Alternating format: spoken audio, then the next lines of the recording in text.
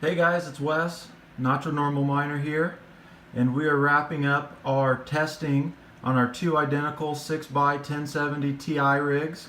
What we've been testing here is power limit settings. Sherban over in Discord, and I hope I didn't pronounce that too terrible, but shout out to him for giving us an idea here, and it's something I hadn't addressed in a long time. But he said, hey, adjust your power limit, your wattage settings on your GPUs, and let's see what happens. So on the right hand side we've got 110 watts, left hand side one rig at 100 watts. 45 hours into this test we had a tornado roll through here, so before the power went out I snapshot a picture, and that's what we're seeing there. It was less than 100 shares difference at 45 hours. Well, add another 35 hours and we're less than 200 shares on top of that. So in almost 80 hours, less than 300 shares difference. Yeah, I'm going to adjust my power limit on these rigs when I'm mining Ethereum Classic and Ether, and we will just be running 100 watts. I'll continue to watch and keep an eye on my shares found, but the proof's in the pudding here. And as you can see, I haven't had a restart in 34 hours. The other one ran over 45 hours without a hard or a soft reboot. So it's something to think about. Overclock settings. I'm going to save 60 watts per rig.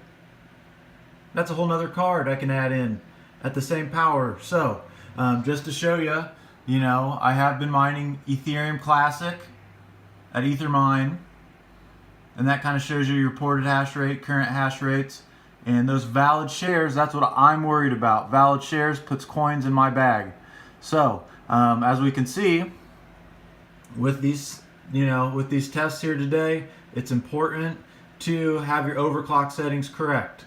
Please keep an eye out. We will have the Garden versus the Z9 Mini, that one coming up. I'm also going to finish up tonight that teardown and building two identical 6x1060 3GB rigs for pool testing and testing just like this.